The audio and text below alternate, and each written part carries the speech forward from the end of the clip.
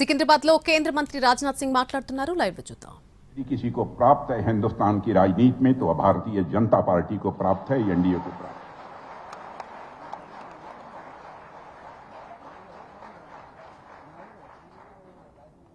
आप अच्छी तरह जानते होंगे कि विगत 12 वर्षों में जब से हमारे प्रधानमंत्री मोदी जी ने सत्ता की बागडोर अपने हाथों में संभाली है, इंटरनेशनल कम्युनिटी में भारत का स्टेचर बढ़ा है। पहले इंटरनेशनल फोरम पर भारत कुछ बोलता था, भारत की बातों को जितनी गंभीरतापूर्वक लिया जाना चाहिए नहीं लिया जाता था। लेकिन मेरे बहनों भाइयों, आज यदि हमारा भारत इंटरनेशनल फोरम पर कुछ बोलता है, सारी दुनिया कान खोलकर सुनती है कि भारत बोल क्या रहा है। यह भारत की हैसियत बनी।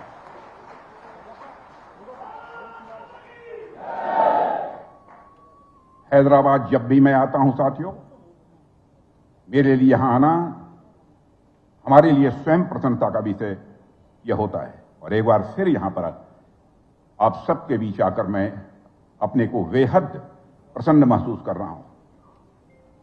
सबसे पहले लौह पुरुष सरदार वल्लभ भाई पटेल को नमन करना चाहता हूं, जिन्होंने हैदराबाद को भारत का अभिन्न अंग बनाकर भारत की यूनिटी और इंटीग्रिटी को सुरक्षित करने का एक सराहनीय कार्य किया था। आज का प्रोग्राम मैं मानता हूं 2 कारणों से बहुत ही महत्वपूर्ण है।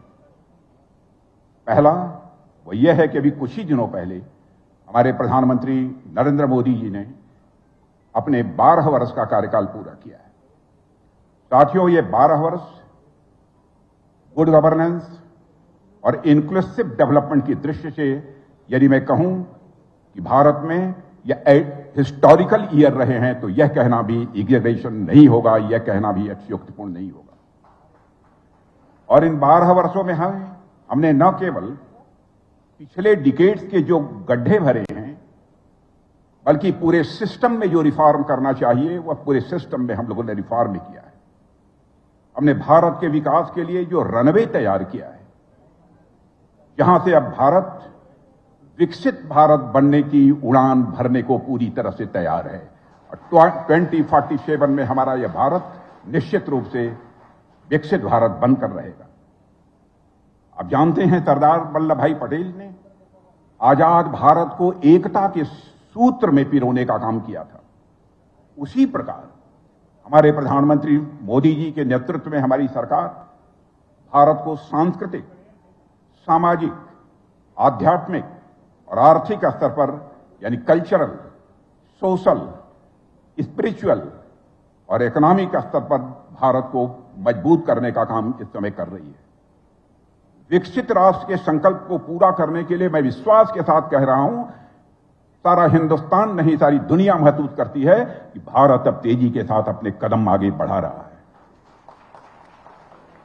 साथियों, दूसरी खास बात यह है, हमारे प्रधानमंत्री नरेंद्र मोदी जी जनता द्वारा चुने गए भारत के सबसे लंबे समय तक सेवा देने वाले प्रधानमंत्री बन गए। और मैं मानता हूं यह रिकॉर्ड कोई ऑर्डिनरी अचीवमेंट नहीं है, बल्कि यह उन पर जनता के अटूट विश्वास को का प्रतीक है, अटूट विश्वास को सिंबलाइज करता है। साथियों, इतने लंबे समय तक प्रधानमंत्री और मुख्यमंत्री जैसे पदों पर रहने के बावजूद उनकी पॉपुलरिटी में सारे देश में चले जाइए, कहीं पर भी आपको गिरावट देखने को नहीं मिलेगी, कोई कमी देखने को नहीं मिलेगी। बल्कि यदि मैं कहूं कि वह लगातार उनकी लोकप्रियता बढ़ रही है, तो यह कहना भी एग्जैजरेशन नहीं होगा, अतिशयोक्तिपूर्ण नहीं होगा। मैं जानकारी देना चाहता हूं आप सबको कि एक बहुत ही हाईली रिपोर्टेड इंटरनेशनल सर्वे के अनुसार प्रधानमंत्री नरेंद्र मोदी दुनिया के सबसे पॉपुलर लीडर हैं। उनकी अप्रूवल रेटिंग दुनिया में सबसे ज्यादा है, यानी सबसे ज्यादा लोग उन पर भरोसा करते हैं, सबसे ज्यादा लोग उन पर विश्वास करते हैं, सबसे ज्यादा लोग उन पर ट्रस्ट करते हैं। और मेरे बहनों भाइयों, मैं कह सकता हूं, विश्वास, कॉन्फिडेंस वह थ्रेड है, वह धागा है, वह सूत्र है, व्यक्ति, परिवार, समाज और देश को जोड़ने का काम करता है। और जिस दिन यह थ्रेड टूट जाता है, जिस दिन यह धागा टूट जाता है, सारे मजबूत रिश्तों में भी खटास आ जाती है और बड़ी बड़ी संस्थाएं कमजोर पड़ सकती हैं और बड़ी बड़ी सरकारें गिर जाती हैं। आप जानते हैं राजनीति में भी हर नेता की सबसे बड़ी पूंजी यदि होती है तो क्रेडिबिलिटी, विश्वसनीयता। किसी नेता की और किसी भी पॉलिटिकल पार्टी की सबसे बड़ी कैपिटल, सबसे बड़ी पूंजी यदि कोई होती है तो क्रेडिबिलिटी, विश्वसनीयता का संकट। वर्ड्स और डीड्स में यदि अंतर यदि होता है, कहने और करने में यदि अंतर होता है तो क्राइसिस ऑफ क्रेडिबिलिटी पैदा होती है, विश्वसनीयता का संकट पैदा होता है।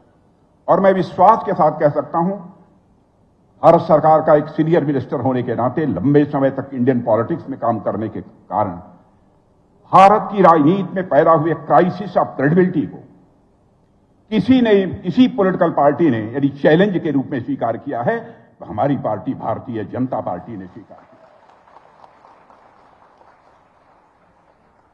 और कैसे हमारी विश्वसनीयता बढ़ रही है, अभी हाल में ही आपने वेस्ट बंगाल में देखा होगा कैसे जनता ने भरोसा तोड़ने वालों को उनकी कमर तोड़ दी है।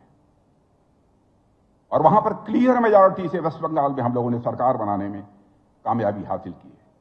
मेरे बहनों भाइयों, मैं मानता हूं जनता का विश्वास पाने के लिए 4 क्वालिटीज हर पॉलिटिकल पार्टी में, हर इंसान में जरूरी है। सबसे पहले होती है इंटीग्रिटी यानी ईमानदारी। आपकी ईमानदारी के ऊपर कोई उंगली न उठा सके, कोई क्वेश्चन मार्क न लगा सके। और दूसरी होती है साफ नीयत, क्लीन इंटेंशन। और तीसरी होती है काम करने की क्षमता, कुछ कर गुजरने का दिल में तड़पन। और चौथी होती है जो भी प्रॉमिसेस की जाएं, जो वादे किए जाएं, उनको एक्चुअल रिजल्ट्स में बदलने की काबिलियत जिसके अंदर होती है, वही देश और दुनिया का सबसे क्रेडिबल लीडर होता है, वही सबसे विश्वसनीय नेता होता है। मैं कह सकता हूं इस चारों कसौटी पर पूरी तरह से यदि कोई खड़ा उतरता है तो हमारे प्राइम मिनिस्टर नरेंद्र मोदी ही पूरी तरह से खड़े उतरते हैं। और मैं कह सकता हूं मेरे बहनों भाइयों, किसी नेता के लिए लोगों का समर्थन लगातार पाने की सबसे पहली और बुनियादी जो शर्त होती है वह ईमानदारी है। मोदी जी पिछले 13 वर्षों तक गुजरात के मुख्यमंत्री रहे, आप सभी जानते हैं। 12 वर्षों से भारत के प्रधानमंत्री हैं और इस रूप में देश की जनता की वह सेवा कर रहे हैं। उनका पूरा जीवन, यदि मैं कहूं कि ऑनेस्टी और इंटीग्रिटी की मिसाल है, तो यह कहना एग्जैगरेशन नहीं होगा, यह कहना अतिशयोक्तिपूर्ण नहीं होगा।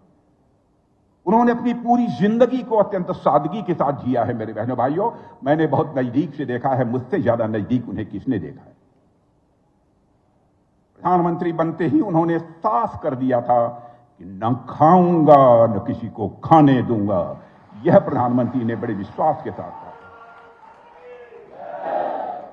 और इसका मतलब साफ था, चाहे वो मंत्री हो या संतरी हो, करप्शन को किसी भी सूरत में बर्दाश्त नहीं किया जाएगा।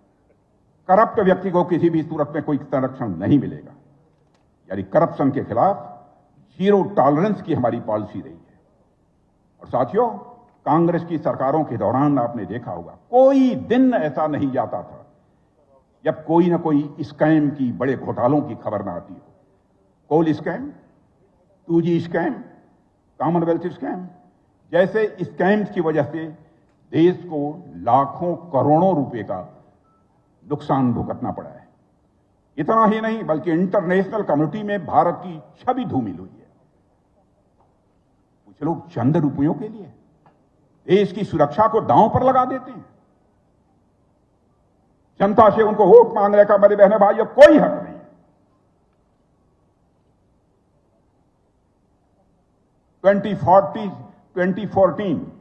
2014 से पहले देश ने बोफोर्स घोटाला देखा है, HTW पनडुब्बी घोटाला देखा है, टाटा ट्रक घोटाला देखा है, अगस्त वेस्टलैंड हेलीकॉप्टर का भी आपने घोटाला देखा है, जिस हेलीकॉप्टर को हमारे सेना के जवान जो सीमाओं की सुरक्षा करते हैं उनके द्वारा उपयोग किया जाता है। लेकिन पिछले वर्षों में भारत का डिफेंस बजट, बहनों भाइयों, 2.5 लाख करोड़ रुपए से बढ़कर, हम लोग जब जिस समय जिम्मेदारी मैंने होम मिनिस्टर के रूप में संभाली थी, उस समय 2.5 लाख करोड़ रुपए का डिफेंस का बजट हुआ करता था। आज अप्रॉक्सीमेटली 8 लाख करोड़ रुपए का डिफेंस का बजट हो गया। कोई कल्पना नहीं करता था। लेकिन जिस पूरी ट्रांसपेरेंसी और अकाउंटेबिलिटी के साथ मैं कोई श्रेय नहीं लेना चाहता। मैं अपने सारे जो हमारा सिस्टम है नीचे का, उसको मैं कहना चाहता हूं। हमारे जो सेना के अधिकारी हैं, सेना के जवान हैं, मैं क्रेडिट उनको देना चाहता हूं। भारत का एक एक रुपया भारत की सुरक्षा को मजबूत करने में लगाया जा रहा है। मेरे बहनों भाइयों, कोई एक पैसे का कोई आरोप नहीं लगा सकता। मेरे बहनों भाइयों, भारतीय जनता पार्टी और मोदी सिर्फ अपने काम में ही ईमानदार नहीं है, बल्कि अपने विचारों में भी ईमानदार है। हम अगले इलेक्शन की नहीं, बल्कि अगली जनरेशन की चिंता करते हैं। अगले इलेक्शन में क्या होगा, केवल हम इसी की चिंता नहीं करते, अगली जनरेशन का क्या होगा, हम इसकी चिंता करने वाले लोग हैं। मेरे बहनों भाई, हमारी नीयत बिल्कुल साफ है। हमारे वर्ड्स और डीड्स, हमारे कथनी और करनी में कोई अंतर नहीं है। हमने कहा था ना, रामलला हम आएंगे, अयोध्या की धरती पर ही हम राम मंदिर बनाएंगे। पूरा करके दिखा दिया मेरे बहनों।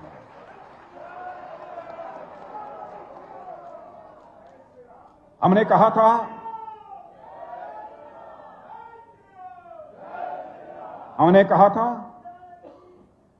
था हर अवैध घुसपैठिए को हम हिंदुस्तान की सीमा के बाहर करेंगे। आपने देखा होगा, जिन जिन राज्यों में भाजपा की सरकार है, वहां जाकर देख लीजिए, सभी जितने भी अवैध घुसपैठिए थे उनको खदेड़ा जा रहा है। और पश्चिम बंगाल में भी जहां सबसे अधिक अवैध घुसपैठिए थे, अब उनको बाहर करने का काम तेजी से प्रारंभ हो चुका है। आपने टेलीविजन के स्क्रीन पर आपने देखा होगा, हमने कहा था हम 3 तलाक की जो एक सोशल इविल है, सामाजिक बुराई है, उसको समाप्त करेंगे, और हमने करके दिखा दिया।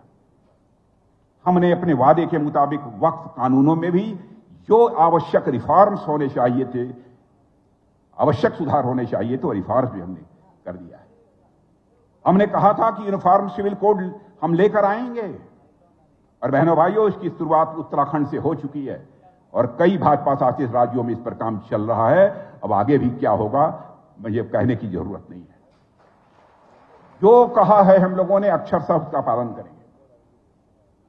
जब नया संसद भवन बना था, तो बहनों भाइयों, तो हमने सबसे पहले कदम महिलाओं को लेजिस्लेटिव बॉडीज में 33% रिजर्वेशन देने का उठाया था। पहला कदम हमारा यही था, जिसे हम लोगों ने उठाया था। लेकिन कांग्रेस और विपक्षी पार्टियों ने इस फैसले से जुड़े हम जरूरी कॉन्स्टिट्यूशनल अमेंडमेंट को, जो भी आवश्यक कॉन्स्टिट्यूशनल अमेंडमेंट था जिसे हम लोगों ने पेश किया था, उसको संसद में उन लोगों ने पास नहीं होने दिया था।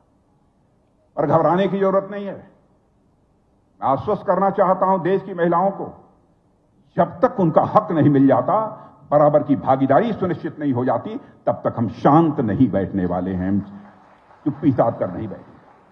और मैं कहना चाहता हूं, यह भाजपा का वादा है, यह भाजपा का कमिटमेंट है। भाजपा का वादा, भाजपा का कमिटमेंट का मतलब है प्रधानमंत्री और उनकी गवर्नमेंट की गारंटी। लेकिन इस घटना से देश की महिलाएं विपक्ष का कैरेक्टर समझ चुकी है। जो भी जागरूक महिलाएं हैं, उनको समझ में आ गया होगा कांग्रेस का कैरेक्टर क्या है। और मुझे पूरा विश्वास है, समय आने पर विपक्ष को ऐसा जवाब देंगी हमारी माताएं बहनें, जैसा हाल अभी हाल में पश्चिमी बंगाल में हुआ है। हमारी सोच है कि देश की लोकसभा और विधानसभाओं में ये दोनों एक साथ चुनाव हों, ताकि अनावश्यक समय लोगों का बर्बाद न होने पाए, अनावश्यक धन की खर्च न हो। और हमारा पूरा प्रयत्न है कि हम सबको विश्वास में लेकर यह काम करें। और मैं आज आपको कहकर जा रहा हूं, याद रखिएगा कि राजनाथ सिंह आज बोल कर गए हैं, यह काम भी होकर रहेगा, इसको कोई रोक नहीं पाएगा। साथियों, आजादी के बाद कुछ ऐसे प्रिंसली स्टेट थे जिनके शासक भारत में आने से मना कर रहे थे। हम भारत में नहीं आना चाहते। शुरुआत में सरदार पटेल ने बातचीत के माध्यम से उन्हें समझाने की कोशिश की, लेकिन जब बातचीत से हल नहीं निकला तो उन्होंने बलपूर्वक उन प्रिंसली स्टेट्स का भारत में विलय कराया। हमारी सरकार भी, इसकी चर्चा मैं क्यों कर रहा हूं, कि हमारी सरकार भी इसी नीति पर चल रही है। ऑपरेशन सिंदूर से हमने दुनिया को बता दिया कि शांति और सद्भावना की भाषा नहीं समझने वाले लोगों को हम उसी की भाषा में जवाब देना जानते हैं जो उनकी आदत है।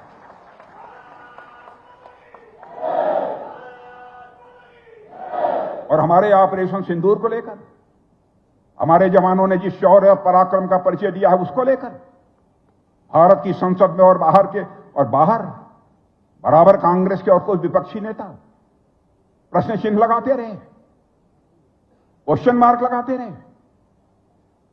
जबकि उनके द्वारा उसकी सराहना होनी चाहिए थी। बहनों भाई, हम लोगों ने कहा था अगर भारत पर आतंकी हमला हुआ तो हम पाकिस्तान का दाना पानी बंद कर देंगे, हम लोगों ने कहा था। और पहलगाम आतंकी हमले के बाद हमने इंडस वाटर वैली को सस्पेंड करके बता दिया कि जिनकी आंख का पानी मर गया हो उन्हें हमसे पानी की उम्मीद नहीं रखनी चाहिए। जिनके आंखों का पानी मर गया हो उन्हें हमसे पानी की उम्मीद नहीं रखनी चाहिए। यह इंडस वाटर वैली को सस्पेंड करके हमने साबित कर दिया है। आतंकवादियों के संरक्षकों को और मानवता के दुश्मनों को हम अपनी सिंधु का पानी नहीं जाने देंगे। बहनों भाई, पिछले 12 वर्षों में संकट के समय पर भारत दुनिया का सबसे ट्रस्टेड पार्टनर बनकर उभरा है। और हमारे पड़ोस में जब भी कहीं पर कोई आपत्ति आती है, कोई आपदा आती है, तो भारत सबसे पहले मदद के लिए तैयार होता है। यह नहीं देखता है कि वह कौन है, हमारे साथ क्या रिश्ते हैं। हम जो भी विपत्ति में है हम उसकी मदद करते हैं। उन साथियों, दुनिया में जितनी भी जेनेरिक मेडिसिन की मांग है उसमें से 20% भारत पूरी करता है। आज दुनिया की 60% वैक्सीन दुनिया की किसी धरती पर तैयार होती हैं तो हमारे देश की धरती भारत पर तैयार होती है। आज दुनिया की 20% वैक्सीन की आवश्यकताओं को भारत पूरा करता है। और मैंने कहा कि जो वैक्सीन तैयार होती हैं वो 60% है, नॉट 20%, बट 60% वैक्सीन भारत में तैयार होती है। साथियों, वैक्सीन मैत्री के तहत हमने 100 से ज्यादा देशों को 30 करोड़ से अधिक कोविड वैक्सीन भी भेजी है। कोविड के दौरान आज भारत की इमेज पूरी दुनिया में, जानते हैं, सामान्य इमेज नहीं है। एक विश्व बंधु के रूप में हमारी इमेज, हमारी छवि सारी दुनिया में स्थापित हो चुकी है। वसुधैव कुटुंबकम का संदेश देने वाला दुनिया का अकेला देश यदि कोई है तो भारत है। पूरा विश्व ही हमारा परिवार है। The whole world is a family. यह बात हम कहते हैं।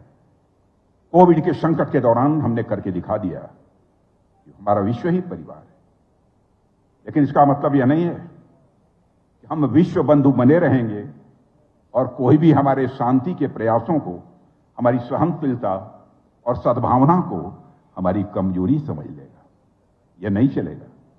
हमारे दुश्मनों को यह नहीं भूलना चाहिए कि विश्व बंधु के पास अगर वैक्सीन है तो उसी विश्व बंधु भारत के पास ब्रह्मोस भी है। मेरे बहनों भाई,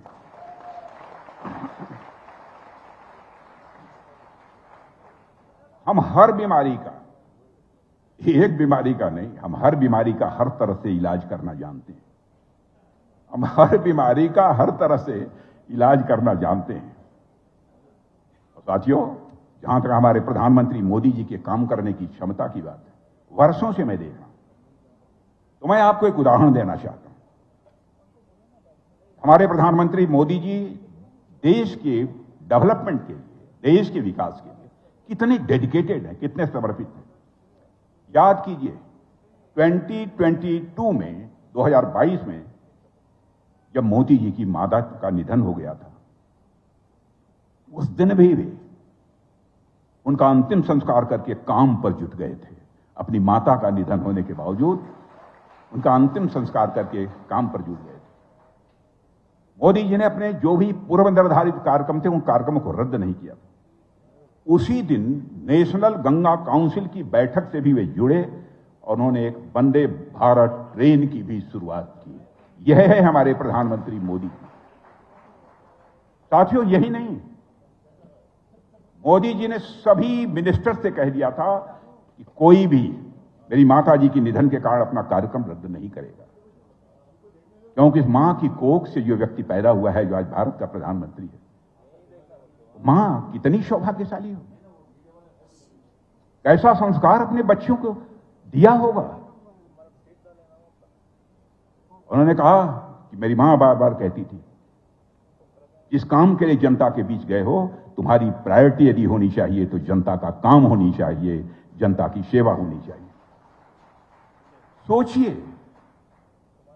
जिस व्यक्ति ने अपनी मां के निधन के बाद भी एक दिन की छुट्टी नहीं ली, वह व्यक्ति इस देश की मिट्टी से कितना प्यार करता होगा। साथियों, इस देश के लोगों के विकास के बारे में वह कितना सोचता होगा, इसकी कल्पना कीजिए। जहां तक ग्राउंड पर रिजल्ट देने की बात है, तो पिछले 12 सालों में देश में जो परिवर्तन हुआ है वह देख लीजिए।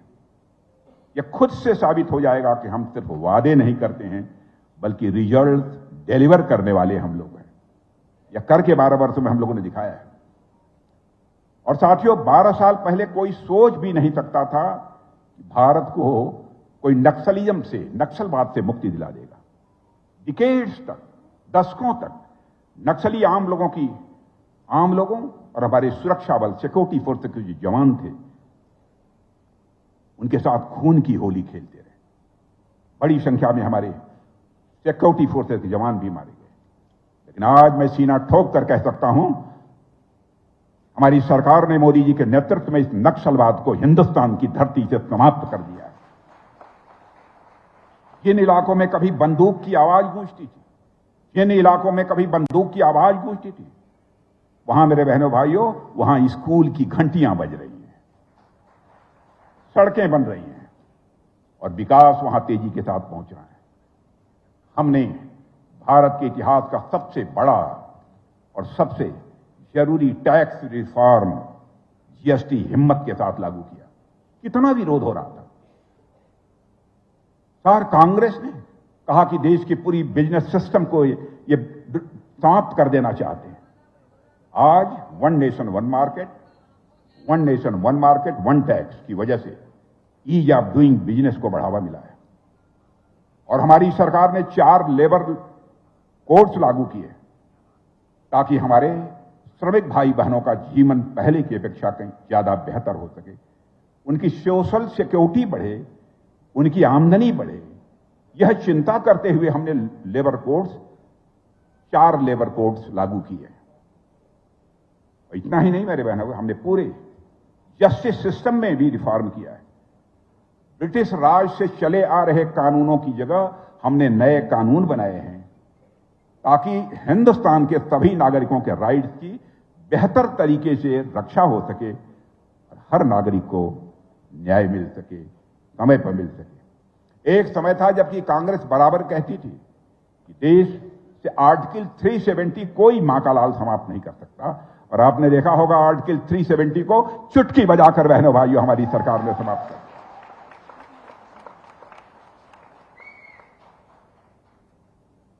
एक देश में 2 विधान, 2 प्रधान, 2 निशान नहीं चलेंगे, इसका नारा प्रारंभ से ही हम लोग लगाते आ रहे हैं। पंडित श्यामा प्रसाद मुखर्जी हमारे जो पहले नेता हुआ करते थे, हमारी जनसंघ के अध्यक्ष हुआ करते थे, उन्होंने बलिदान दिया है। हमारे हजारों कार्यकर्ताओं ने अपनी जिंदगी खपाई है, अपना बलिदान दिया है। जिस कश्मीर की पहचान पहले पत्थरबाजी के कारण होती थी, हड़ताल और आतंकवाद से होती थी, आज वहां बहनों भाइयों टूरिज्म तेजी से बढ़ रहा है, इन्वेस्टमेंट आ रहा है, नई इंडस्ट्री लग रही है, युवाओं के लिए एम्प्लॉयमेंट बढ़ रहा है। लाल चौक पर, कश्मीर के लाल चौक पर तिरंगा फहरा रहा है। वहां श्री कृष्ण जन्माष्टमी मनाई जा रही है, जो कभी नहीं हुआ था। लेकिन वहां शांति से मुहर्रम का जुलूस भी निकल रहा है। डिकेड से, दशकों से बंद हुए सिनेमा हॉल फिर से खुल गए। हिम्मत नहीं होती थी कोई सिनेमा हॉल खोल दे, सब खुल गए। मुहर्रम का जुलूस भी निकल रहा है। हम लोग कास्ट, क्रीड और रिलीजन के आधार पर किसी भी प्रकार का भेदभाव करने वाले लोग नहीं है। आरोप लगाया जाता है। जाति, पंथ और मजहब की राजनीति नहीं करते, कास्ट, क्रीड, रिलीजन की राजनीति नहीं करते। हम जस्टिस और ह्यूमैनिटी, इंसाफ और इंसानियत की राजनीति करने वाले लोग हैं। मेरे बहनों भाइयों, आप ध्यान दीजिए, 2014 से पहले देश में कितना निराशा का माहौल था। किसान पूरी तरह से बदहाल था, नौजवान परेशान था, देश की जनता आखिरी उम्मीद, बस उसे कोई नजर आता था तो भारतीय जनता पार्टी नजर आती थी, मोदी जी नजर आते थे। और जनता ने उसी उम्मीद से प्रधानमंत्री के हाथों में देश की बागडोर दी। और मैं कह सकता हूं कि मोदी जी जनता के विश्वास पर पूरी तरह से खरे उतरे। 2014 से पहले भारत दुनिया में वो सम्मान नहीं पा रहा था जिसका वह हकदार था। इतने घोटाले हो रहे थे, भारत में कोई भी पैसा बाहर से लगाने के लिए, बाहर से कोई इन्वेस्ट करने के लिए तैयार नहीं था। लेकिन आज दुनिया का बड़ा सा बड़ा देश आज भारत के साथ अच्छे रिश्ते रखना चाहता है और हमारे साथ वह ट्रेड भी रखना चाहता है। 2014 के बाद, 2014 के बाद दुनिया के 38 कंट्रीज ने भारत के साथ ट्रेड करने के लिए समझौते किए हैं। बहनों भाइयों, भारत के इतिहास में पहली बार हुआ है। आज दुनिया की बड़ी बड़ी कंपनियां आकर भारत में प्लांट लगा रही हैं और मैं बतलाना चाहता हूं, आगे भी ये प्लांट लगने वाले हैं, डिफेंस के भी प्लांट लगने वाले हैं। भारत में अपने ऑफिस खोल रहे हैं। और साथियों, जितने भी आईफोन पूरी दुनिया में बिकते हैं उनमें से 25% आज यही कहीं पर बन रहे हैं तो हमारे और आपके देश भारत में बन रहे हैं। बहने भाई, 2014 से पहले जब देश में कोई क्राइसिस आती थी, किसी देश में कोई क्राइसिस आता था, तो वहां फंसे भारतीयों को उनके हाल पर छोड़ दिया जाता था, चाहे तुम्हारा जो भी हो, हमें कोई चिंता नहीं है। लेकिन आज दुनिया के हर कोने में रह रहे हर भारतीय को पता है कि मोदी सरकार हमको अकेला नहीं छोड़ेगी। चाहे यूक्रेन हो, या अफगानिस्तान हो, या ईरान हो, सीरिया हो, या सूडान हो, मोदी जी हर जगह से भारतवासियों को सुरक्षित लेकर भारत की धरती पर आए हैं। मेरे बहनों, 2014 से पहले इंटरनेट सिर्फ ज्यादातर शहरों में और अमीरों के घरों में था। आज घर घर में इंटरनेट है। आज गांव का नौजवान भी 5G चला रहा है। 2G 3G की बात पुरानी हो गई, अब 5G चला रहा है। 2014 से पहले हजारों गांव में बिजली नहीं पहुंची थी, आज हिंदुस्तान के हर गांव में बिजली भी पहुंच चुकी है। 2014 से पहले देश में अमीर और अमीर होते जा रहे थे, गरीब और गरीब होते जा रहे थे। लेकिन हमने अंत्योदय और सर्वोदय की भावना से काम करते हुए 25 करोड़ देशवासियों को पॉवर्टी लाइन से ऊपर लाने में कामयाबी हासिल की है। ये मैं नहीं, बल्कि हाईली रिप्यूटेड जो एजेंसी हैं, ये उनका दावा है। और आज वर्ल्ड बैंक कह रहा है कि भारत इक्वलिटी के मामले में जो बहुत निचले स्तर पर था, आज दुनिया में चौथे स्थान पर पहुंच गया है। और आज मैं आपको विश्वास दिलाकर जाना चाहता हूं, इक्वलिटी के मामले में देखिए, मौका दीजिए, 5 से लेकर 7 साल, 8 साल, इससे ज्यादा नहीं, इक्वलिटी के मामले में दुनिया में भारत हमारा नंबर 1 पर होगा। मेरे यानी विकास का लाभ केवल कुछ लोगों तक सीमित नहीं है, बल्कि गरीबों को, किसानों को, महिलाओं को और वंचित वर्गों तक पहुंच रहा है। क्योंकि हमारे प्रधानमंत्री मोदी जी ने गरीबी देखी है। मेरे बहनों, हमारे प्रधानमंत्री मोदी जी ने गरीबी देखी है। वह जमीन से उठकर आए हुए नेता हैं, वो बड़े बाप के बेटा नहीं है। उन्होंने लोगों का दर्द देखा है, इसलिए उन्हें पता है कि आम आदमी की समस्याएं क्या है। और आप सोचिए, 2014 से पहले देश में कितने करोड़ लोगों के पास बैंक अकाउंट था? कितने लोगों के पास बैंक अकाउंट था? बैंक अकाउंट था ही नहीं अधिकांश लोगों के पास। और बैंक अकाउंट यदि गांवों में या गरीबों को खुलवाना होता था तो सिफारिश की जाती थी, मेरी पैरवी कर दो, मेरा बैंक में अकाउंट खुल जाए। विटनेस लगते थे कि जब तक कोई विटनेस नहीं मिलेगा, गवाह नहीं मिलेगा, तब तक आपका अकाउंट नहीं खुलेगा। और अकाउंट न होने की वजह से कई ठेकेदार, माने उनकी मजदूरी, उनके काम की कीमत देने में भी हेराफेरी करते थे, घपला करते थे। लेकिन मोदी जी ने कहा अब यह नहीं चलेगा। उन्होंने जनधन योजना की शुरुआत की और आज भारत में 56 करोड़ से ज्यादा जनधन अकाउंट खुल चुके हैं। बहने भाइयों, 56 करोड़ से ज्यादा जनधन अकाउंट। और अब अकाउंट खुलवाने के लिए बैंक नहीं जाना पड़ता है, बैंक आपके घर आता है। बैंक अब आपके घर आता है। साथियों, 2014 से पहले देश में महिलाओं को सुबह उठने से लेकर रात में सोने तक अनेक परेशानियों और चुनौतियों का सामना करना पड़ता है। ग्रामीण क्षेत्रों की हालत आपने देखी होगी, घर में टॉयलेट्स नहीं है, उन्हें अपने मान सम्मान से और सुरक्षा समझौता करके बाहर जाना पड़ता था। घर पर पानी का कनेक्शन न होने के कारण भरी दोपहरी में महिलाओं को दूर दूर से पानी लेकर आना पड़ता था। कई ऐसी समस्याएं। 2014 में ही हमने महिलाओं के जीवन से जुड़ी हुई परेशानियों को समाप्त करने का उस समय हमारे प्रधानमंत्री ने संकल्प लिया और हर महिला की गरिमा और सुरक्षा के लिए हमने देश में 12 करोड़ से ज्यादा टॉयलेट्स बनवाए ताकि महिलाओं के को बाहर न जाना पड़े। हमने 2019 में जब जल जीवन मिशन की शुरुआत की थी, उस समय केवल 17% ग्रामीण घरों में नल के माध्यम से सुरक्षित जल पहुंच रहा था। केवल 19% लोग, 17% घरों में पहुंच पा रहा था। लेकिन आज यह संख्या बढ़कर 82% हो गई है मेरे बहनों भाइयों। और आज करोड़ों महिलाओं को पानी ढोने की काम से मुक्ति मिल गई है। जहां यदि कोई शेष बचा होगा, कहीं आपने देखा होगा टेलीविजन के पर्दे पर देखने के लिए कुछ लोग बैठे रहते हैं, देखते हैं, कहां समस्या है। सिर्फ समस्या है तो निश्चित समय में उसका समाधान होकर रहेगा, मैं आपको विश्वास दिलाता हूं। पीएम आवास योजना के कारण पहली बार महिलाओं के नाम से, करोड़ों महिलाओं के नाम से प्रॉपर्टी अब दर्ज हुई है। हमने उज्ज्वला योजना प्रारंभ की, आपको मालूम है, गैस कनेक्शन।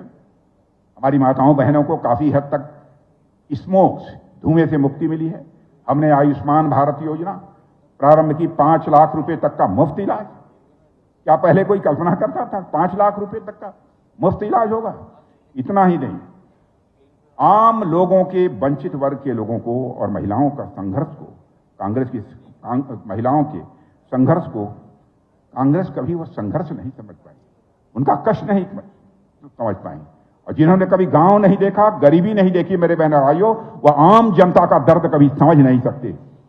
जो लोग खुद को राजा रजवाड़ा मानते हो, वो बहन भाइयों आम आदमी की जरूरत और आम आदमी की आवश्यकताओं को नहीं समझ सकते। आप सोचिए, इंदिरा जी ने 1983 में Congress, all India Congress committee के अधिवेशन में स्वयं कहा था, मैं किसी शाही परिवार से नहीं आती हूं। इंदिरा जी ने कहा था, लेकिन अपने समर्पण और परिश्रम से हमने यह दर्जा हासिल किया है। इंदिरा जी ने कहा था, क्षमा करें, वो नहीं है हमारी भी। कांग्रेस वाले पूछेंगे, मैं पूछना, कांग्रेस वाले पूछेंगे ये कहां लिखा है? यह बात राजनीतिक चिंतक पार्थ चटर्जी ने फ्रंटियर में लिखी है, यह भी मैं बताना चाहता हूं। पार्थ चटर्जी ने फ्रंटियर में लिखी है, जो कि राजनीतिक चिंतक माने जाते हैं। कांग्रेस की राजनीति इसी मानसिकता पर टिकी है। यह देश एक परिवार की जागीर है। राहुल जी की बात क्या करें, उनके बारे में आप सब लोग अच्छी तरह देख रहे हैं, समझ रहे हैं। लेकिन लगता है तो अपने को प्रधानमंत्री का नेचुरल उत्तराधिकारी मानते हैं। प्रधानमंत्री इस देश का कोई होना चाहिए तो वही होने चाहिए। एक लेखक हैं, राइटर हैं, उनका नाम आप लोगों ने सुना होगा, श्री निवास राजू। उन्होंने राहुल जी पर एक किताब लिखी है। उन्होंने लिखा है कि 2014 के चुनाव से पहले है, उसके बाद राहुल जी अपने साथ के लोगों से कहते थे कि उनका समय 2024 में आएगा। उन्होंने लिखा है, मैं नहीं कह रहा, उनका समय 2024 में आएगा। यानी राहुल जी सत्ता में आने और प्रधानमंत्री बनने की बात करते थे। और तो और राहुल जी यह बात किसी एस्ट्रोलॉजर की तरह करते थे, निश्चितता के साथ करते थे। मानो वह जनता का विश्वास जीतने के लिए संघर्ष नहीं करना, बल्कि बस केवल अपने समय का इंतजार करना है, यही मानते थे। साथियों, यही अंतर है प्रधानमंत्री मोदी और भारतीय जनता पार्टी के बाकी लोगों से जो अलग बनाता है भारतीय जनता पार्टी को, हमारे प्रधानमंत्री को जो अन्य लोगों से अलग बनाता है। कांग्रेस के लोग अपने को क्यों राजा मानते हैं, लेकिन हम अपने को जनता का सेवक मानते हैं। हमारी पार्टी ने हमेशा हमें जन सेवा ही प्रभु सेवा की शिक्षा दी है। जन सेवा ही प्रभु सेवा है, यह शिक्षा दी है। और जब भी जनता ने हमें सेवा का अवसर दिया है, तो यही भाव हमारे काम में दिखा है मेरे बहनों भाई। और मैं आपसे कहना चाहता हूं, कहीं पर कोई ऐसी बात दिखाई दे जो कि हमारे कैरेक्टर के सर्वथा खिलाफ है, तो उसे आप पॉइंट आउट करें। साथियों, 2014 से पहले हम नीडल, सुई से लेकर शिप तक, टॉय से लेकर टैंक तक सब कुछ इंपोर्ट कर रहे थे। और जब कभी भारत के पास बड़ी फैक्ट्रियां लगाने का अवसर आता था, तो हम उन्हें खो देते थे। यह हमारी हालत थी। इस संदर्भ में एक घटना का जिक्र मैं आप सबके बीच यहां पर अवश्य करना चाहता हूं। आपको पता है, पूरी दुनिया में सेमीकंडक्टर चिप का बहुत बड़ा मार्केट है। सिर्फ भारत को ही हर साल लगभग 19 अरब यानी 1900 करोड़ सेमीकंडक्टर चिप्स चाहिए होते हैं, केवल भारत आज तक इन सारे चिप्स को दूसरे देशों से खरीदता रहा है। जानते हैं क्यों? क्योंकि 1960 के डिकेड में यह चिप बनाने वाली एक सबसे बड़ी कंपनी भारत में इस चिप की फैक्ट्री खोलना चाहती थी, लेकिन कांग्रेस की गवर्नमेंट ने उसे परमिशन नहीं दी। ऐसा एक बार नहीं हुआ, कई बार हुआ। 2004 से लेकर 2005 में, 2004 2005 ये मुझे याद है, तो उसमें वह कंपनी भारत में अपनी फैक्ट्री लगाने आई और उसे 3 साल तक कांग्रेस की सरकार ने बराबर लटकाए रखा कि हम परमिशन देंगे, तो थक हार कर वह कंपनी चीन चली गई। कैसे सेमीकंडक्टर यहां बन पाता? सोचिए, कितने करोड़ों रुपए का बिजनेस देश से बाहर चला गया, रोजगार का कितना बड़ा अवसर हमने खो दिया। और साथियों, लेकिन प्रधानमंत्री मोदी जी ने देश की, आज की और भविष्य की जरूरतों को समझा है। और इतना ही नहीं, उन्होंने सेमीकंडक्टर की इंडस्ट्री को बढ़ावा दिया है और हमने पिछले साल देश की पहली made in India semiconductor chip बना दी है। यह अंतर है हमारी सरकार में और पहले की सरकारों में। पहले की सरकारें, उनको न अवसर दिखते थे, न ही भारत की समस्याएं दिखती थी, न ही उनका समाधान दिखता था। लेकिन हमारी सरकार आपदा को भी अवसर में बदलने की कला जानती है। और साथियों, 2014 में प्रधानमंत्री मोदी जी ने मेक इन इंडिया का मंत्र दिया और कांग्रेस लोग मेक इन इंडिया की मजाक उड़ाते थे। मेक इन इंडिया के माध्यम से भारत को यह विकसित भारत बनाना चाहते हैं, लेकिन आज यह विचार विकसित भारत और आत्मनिर्भर भारत की नींव बन चुका है। बीते 12 वर्षों में भारत में मैन्युफैक्चरिंग का एक मजबूत इकोसिस्टम देश में हम लोगों ने डेवलप करने में कामयाबी हासिल की। आज हम चिप से लेकर सेमीकंडक्टर तक, मोबाइल से लेकर मिसाइल तक, ड्रोन से लेकर वैक्सीन तक सब भारत में बना रहे हैं। बहनों भाइयों, भारतवासियों के हाथों से बना रहे हैं, भारत की धरती पर बना रहे हैं। भारत आज सिर्फ अपने लिए नहीं, बल्कि पूरी दुनिया के लिए भी सामान बना रहा है और हमारा एक्सपोर्ट बढ़ा है। हमारा लक्ष्य है, इस वर्ष हम भारत में एक्सपोर्ट को $1 ट्रिलियन तक लेकर जाएंगे।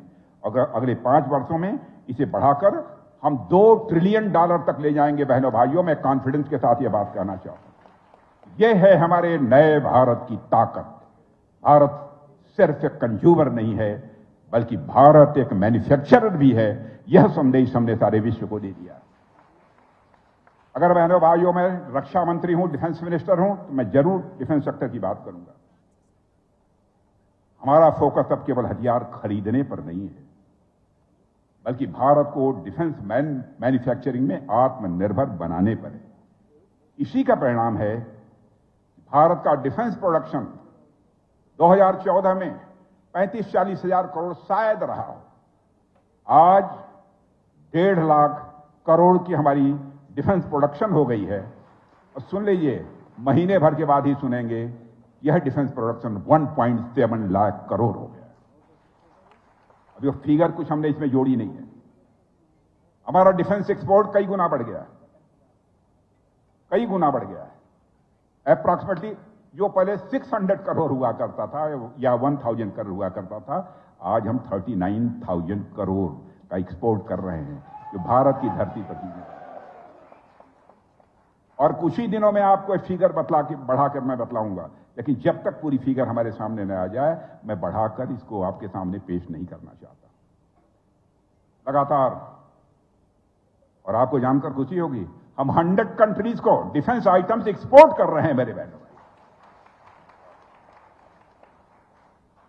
दोस्तों, चुनावों में हार जीत लगी रहती है, पर विपक्ष ने और खासकर कांग्रेस ने एक नियम बना दिया है। जब वो हारते हैं, सबसे इलेक्शन के प्रोसेस पर, चुनावी प्रक्रिया पर क्वेश्चन मार्क लगाते हैं। कभी ईवीएम पर लगाएंगे क्वेश्चन मार्क, कभी एसआईआर पर संदेह पैदा करके जनता को गुमराह करने की वह कोशिश करते हैं। और इलेक्शन कमीशन जैसी कॉन्स्टिट्यूशनल बॉडी को भी बदनाम करने में वह रंच मात्र संकोच नहीं करते हैं। लेकिन कभी भी अपने गिरहवान में झांक कर नहीं देखते हैं। उन्होंने अपनी झूठी बातों और गलत कामों से जनता का विश्वास किस तरीके से खो दिया है। इसलिए वे चुनाव दर चुनाव इसीलिए विश्वसनीयता का संकट, क्राइसिस ऑफ क्रेडिबिलिटी उन्होंने पैदा की है। इसलिए चुनाव से चुनाव दर हारते जा रहे हैं। 3.5 दशक यानी लगभग 35 ईयर के संघर्ष के बाद हमने पहली बार 2014 में केंद्र में पूर्ण बहुमत की सरकार बनाई, क्लियर मेजॉरिटी के साथ। हमने भी कई बार हार का सामना किया है, लेकिन बहनों भाइयों, जब भी हम हारे हैं, जनता के ऊपर हमने कोई भी क्वेश्चन मार्क नहीं लगाया है, जनता के फैसले पर कोई क्वेश्चन मार्क नहीं लगाया है। जब कभी संविधान और संवैधानिक संस्थाओं पर आरोप लगाकर हमने कांग्रेस को कभी भी गुमराह, देश की जनता को न तो गुमराह किया है, न कांग्रेस को बदनाम करने की कोशिश की है। हमने हारने के बाद पूरी चुनाव प्रक्रिया को, पूरे इलेक्शन प्रोसेस को, हारने के बाद भी हम लोगों ने कभी भी कटघरे में नहीं खड़ा किया। हमने अपनी संवैधानिक संस्था इलेक्शन कमीशन के ऊपर कभी क्वेश्चन मार्क नहीं लगाया। मैं आपको 2 घटनाएं बतलाना चाहता हूं। 1951 के दिल्ली म्युनिसिपल इलेक्शन में ऐसे आरोप लगे थे कि कांग्रेस और विपक्ष के लिए अलग अलग तरह के बैलेट बॉक्स प्रयोग किए जा रहे थे। यह आरोप लगा था। जब पंडित जवाहरलाल नेहरू ने इस बात की जांच कराई, तो पता चला कि कुछ बैलेट बॉक्सों में वोट की पर्ची डालने के लिए चौड़ी स्लॉट थी और कुछ में पतली स्लॉट थी। उन्होंने जांच कराई। ऐसे ही 1977 के डिकेट में भी कांग्रेस पर बैलेट पेपर से छेड़छाड़ करने के आरोप लगे थे। बैलेट पेपर पर केमिकल का इस्तेमाल करके बाकी पार्टियों के वोट मिटाने के आरोप लगे थे। साथियों, राजनीति में पार्टियां एक दूसरे पर आरोप प्रत्यारोप करती रहती हैं। ये सभी आरोप भी कांग्रेस पर लगाए थे, पर हमने कभी भी संवैधानिक संस्था पर कभी हमने शक नहीं किया। मेरे बहनों भाई, किसी भी संवैधानिक संस्था को हमने बदनाम करने की कोशिश नहीं की। चुनावी व्यवस्था पर संदेह पैदा करके जनता को हमने गुमराह करने का कभी प्रयास नहीं किया। हमने हमेशा देश की जनता, देश का संविधान का सम्मान किया है। और हमारी सरकार सबका साथ सबका विकास के मंत्र को वास्तविक अर्थों में धरातल पर उतारते हुए सभी राज्यों को विकास का बराबर का भागीदार बनाने का काम पिछले 12 वर्षों में किया है। साथियों, 2004 से लेकर 2014 के दौरान राज्यों को टैक्स डिवोल्यूशन, जो टैक्स का शेयर दिया जाता है, के तौर पर, ध्यान से सुन लीजिए, टैक्स डिवैल्यूएशन के तौर पर हमने 18 लाख करोड़, 18 लाख करोड़ रुपए के आसपास ही मिले थे। लेकिन इस साल के बजट में आंकड़ों को उठाकर देख लीजिए, 2004 से लेकर 2014 हमारे पास आंकड़ा है, टैक्स डिवैल्यूएशन के तौर पर 18 लाख करोड़ रुपए के आसपास ही राज्यों को मिले थे। टैक्स डिवैल्यूएशन की बात नहीं कर रहा, लेकिन इस साल के बजट में आंकड़ों को जोड़कर देखा जाए तो हमने राज्यों को करीब करीब 100 लाख करोड़ रुपए दिए। यह है उनकी सरकार, हमारी सरकार में अंतर। आप तेलंगाना का ही उदाहरण देख लीजिए मेरे बहनों भाई। बीते 12 वर्षों में तेलंगाना में नेशनल हाईवे का नेटवर्क डबल हुआ है। यदि हमारी बात सही हो तो ताली बजाइएगा, ना हो तो मत बनाइए। पहले अनडिवाइडेड आंध्र प्रदेश के लिए 1000 करोड़ रुपए से भी कम का रेलवे बजट होता था। आज सिर्फ तेलंगाना के रेलवे बजट ही लगभग 5,500 करोड़ रुपए का है, 5,500 करोड़ रुपए का है। करीब 50,000 करोड़ रुपए के रेल प्रोजेक्ट्स पर तेलंगाना में काम चल रहा है। तेलंगाना में 5 वंदे भारत और 6 अमृत भारत ट्रेनें भी चल रही हैं। ये 12 वर्ष में हुआ है। पिछले महीने ही प्रधानमंत्री जी ने तेलंगाना में पीएम मित्र पार्क, प्रधानमंत्री mega integrated textile reason and apparel का इनॉग्रेशन किया है। लगभग 1700 करोड़ रुपए की लागत से विकसित यह देश का पहला फंक्शनल पीएम मित्र पार्क है और यह पार्क तेलंगाना में एम्प्लॉयमेंट को बढ़ाएगा ही बढ़ाएगा, यह बात मैं विश्वास के साथ कह सकता हूं। साथियों, मलकापुर में इंडियन ऑयल के नए टर्मिनल का उद्घाटन किया गया है। यह टर्मिनल तेलंगाना की बढ़ती एनर्जी नीड्स, तेलंगाना की जो एनर्जी रिक्वायरमेंट्स हैं, उनको पूरा करेगा। यह सारी बातें प्रमाण हैं हमारे लिए देश से बढ़कर पार्टी नहीं है मेरे बहनों भाई, हमारे लिए देश पहले है। और मैं समझता हूं कि जो राजनीतिक पार्टी यह मानती है देश पहले बाद में हम, यही डेमोक्रेसी की सबसे खूबी है, यही डेमोक्रेसी की सबसे बड़ी खूबसूरत है। लेकिन हम कभी भी इस आधार पर कोई भेदभाव नहीं करते मेरे बहनों भाई। हम किस राज्य में कौन सी पार्टी की सरकार है इसकी भी हमने कभी भेदभाव नहीं किया। मोदी जी ने कहा चाहे किसी भी पार्टी की सरकार किसी राज्य में हो, लेकिन जो भी उसका हक है अथवा उस राज्य के डेवलपमेंट के लिए जितना मैक्सिमम दिया जा सकता है उतने फंड का एलोकेशन होना चाहिए, उतने फंड का एलोकेशन होना चाहिए। सबका साथ, सबका विकास, सबका विश्वास, सबका प्रयास का यही मतलब होता है। और अंग्रेजी में एक कहावत है, prevention is better than cure, prevention is better than cure, जिसका मतलब है कि बीमारी के इलाज से बेहतर है कि हम उसके रोकथाम के लिए प्रयत्न करें, बीमारी होने ही न दें।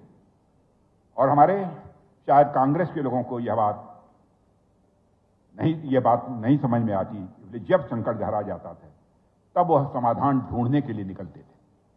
उदाहरण के तौर पर 1991 में इकोनॉमी में, इंडियन इकोनॉमी में सुधार तब किए गए जब भारत पर फाइनेंशियल क्राइसिस आ गई और 26/11 का आतंकी हमला हुआ। तब नेशनल इन्वेस्टिगेशन एजेंसी NIA का गठन किया गया। हमला होने के बाद कई वर्षों तक इलेक्ट्रिसिटी ग्रिड का मॉडर्नाइजेशन भी नहीं किया गया। यह मैं सारे आंकड़े दे रहा हूं। और 2012 में देश में सबसे भयंकर ब्लैकआउट देखा गया। ऐसे में ही 2014 से पहले बैंकों के नॉन परफॉर्मिंग एसेट लगातार बढ़ते चले गए। लेकिन हमारी सरकार ने, मेरे बहनों भाइयों, संकट आने का इंतजार नहीं किया है। संकट आने का हम इंतजार नहीं करते, बल्कि संकट पैदा ही न हो इसके लिए हम पहले से सारी सावधानी बरतते हैं और काम करते हैं। यह है प्रोएक्टिवली काम करने का तरीका। हमने 2016 में इंसॉल्वेंसी एंड बैंकरप्सी कोड बनाया और 2018 तक जो नॉन परफॉर्मिंग एसेट्स 11% होते थे, 2025 तक वह घटकर, आपको जानकर प्रसन्नता होगी, जो नॉन परफॉर्मिंग एसेट्स पहले 11% थे वह घटकर 2.31% रह गए। क्लाइमेट चेंज के लिए भी जो कुछ भी किया जा सकता था हम लोगों ने किया है। नए सोलर प्लांट लगाने की रफ्तार के मामले में भारत, बहनों भाइयों जानकर खुशी होगी, सोलर प्लांट के मामले में भारत अब अमेरिका से भी आगे निकल गया है। हमें पता था कि आने वाला समय, मेरे बहनों भाइयों, यह टेक्नोलॉजी का है, इसलिए हमने डिजिटल इंडिया प्रोग्राम की शुरुआत की। कई लोग कहते थे इस देश में ग्रामीण और गरीब लोग डिजिटल इंडिया का लाभ कैसे उठा पाएंगे, वो पढ़े लिखे नहीं है। इस डिजिटल इंडिया, इस कैंपेन का क्या मतलब? ऐसे ही जब हमने यूपीआई की शुरुआत की तो विपक्ष के लोग मजाक बनाते थे, कहते थे कि किसी भी सूरत में सफल नहीं होगा। लेकिन साथियों, डिजिटल इंडिया सफल हुआ है और देश के हर कोने में आज लोग इसका लाभ उठा रहे हैं। डिजिटल इंडिया ने देश में बहुत सारे लोगों को अपना बिजनेस शुरू करने का एक आधार दिया है, एक बेस दिया है, और मैं विश्वास के साथ कह सकता हूं हेल्थ और एजुकेशन की जो सर्विसेज हैं उनको भी उसने बेहतर किया है। और आज यूपीआई भी दुनिया का सबसे बड़ा रियल टाइम पेमेंट सिस्टम बन गया है। रियल टाइम पेमेंट सिस्टम दुनिया का सबसे बड़ा बन गया है। 8 से 8 कंट्रीज ने अपने देश में इसे अपना लिया है।